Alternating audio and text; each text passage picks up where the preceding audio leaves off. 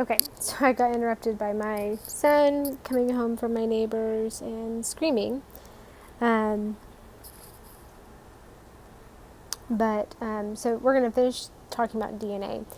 So the sugar and the phosphate of the nucleotide is what's going to make up the backbone. So if you're looking at the image on the right, it's the part that looks like the ribbon going around the double helix.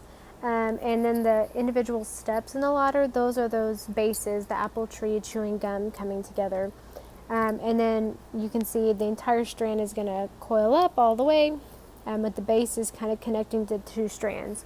So when DNA gets ready to do replication, this is the zipper that's unzipping in that process. And then there's hydrogen bonding holding everything together. So in DNA replication, what I need you to know is that I don't need you to know anything super specific aside from what I'm going to tell you, okay? One is that DNA replicates into a copy of itself. The second is that the DNA is going to unzip like a zipper so that that copy can be made. And then as soon as the copy's made, the DNA then zips back up. Okay, so it's not the entire strand of DNA unzipping. It's only a small portion that unzips at a time. And if you want to know what the portion is, you can look in the image on the bottom, in the very center bottom part where it's unzipped, but then everything to the left and the right is still zipped up. So what this means is it prevents the DNA from having a high risk of mutations or deletes or mistakes or something going wrong by only unzipping the part that's needed. Okay, so that's the thing I need you to know. The second thing is that whenever this process occurs for transcription, so when we make that RNA, it's going to make the complementary copy. Instead of it making a copy of DNA, it's going to make a copy of RNA. Okay, so that's all I need you to know. So this is kind of what it looks like. The little purple thing going along is like the zipper zipping and unzipping all the way along.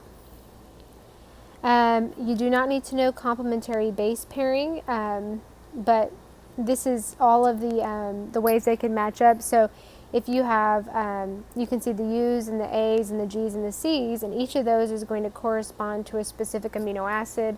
The amino acids are going to make up your proteins, and so there are 20 amino acids, and all of them are made from these 3 pairing of nucleotides. Okay? All right, I don't need you to know anything else on this one because we've covered all of it that's important. And then what we're going to talk about just a little bit on genetic modification and sequencing to finish up this lecture. So genetic modification is the introduction of new DNA sequences into an organism to alter the genetic makeup. It introduces very specific characteristics. So unfortunately, this is kind of like designer babies. If you want a baby with blue eyes or a baby with brown eyes, you can technically design a baby. It doesn't work exactly in the same way. What they do is they do genetic testing on the embryos to see what the characteristics will be. They use enzymes to manipulate the DNA. Recombinant DNA is a new form of DNA that's introduced, so that's the one that's been modified. Gene cloning is splicing genes from a variety of species into a host cell. So I remember when I was younger, there was a really big thing about, I think her name was Dolly, and she was a sheep, and they cloned Dolly. And so basically it's taking someone's entire sequence and creating a copy of that individual with their DNA. Gene therapy is something that's new and kind of modern, where you insert, delete, or manipulate genes in order to cure or lessen the effects of genetic diseases. Normally these are where there is a known genetic cause, so either the parents both have it and therefore they do genetic testing and find that the embryo has it and they want to prevent that, or for some other reason like a high-risk pregnancy, or maybe several of their children are born with it, that they then want to see, is this one likely to have it. When I was in college, and I worked at Walgreens, and I think I've probably said that 1,000 times, you probably all know that, but my assistant manager there, his wife when they had their first son, he was diagnosed with a really aggressive form of leukemia when he was 2, and he survived, but it was genetic, meaning that there was genes that his parents were likely to pass on to other children, and they had 2 more children afterwards, and even had a 4th one, but the 4th one did not make it to full term. And then when they had the genetic testing done on the baby they lost, they found out that this baby also carried the gene that would have likely meant that he had like a 90% chance of developing childhood leukemia, just like Caden had. But their other 2 children were born without that gene. And so it's just kind of an interesting situation, but it meant for their family they could prepare for the realities of bringing a child into the world, because Caden was still fighting childhood cancer until he was almost 10. And they wanted to know if they would need to be on the lookout for their other children to develop cancer and to catch it early. So there are some advantages to things like gene therapy, but it can, of course, with everything in the world, can be used for not such honorable causes.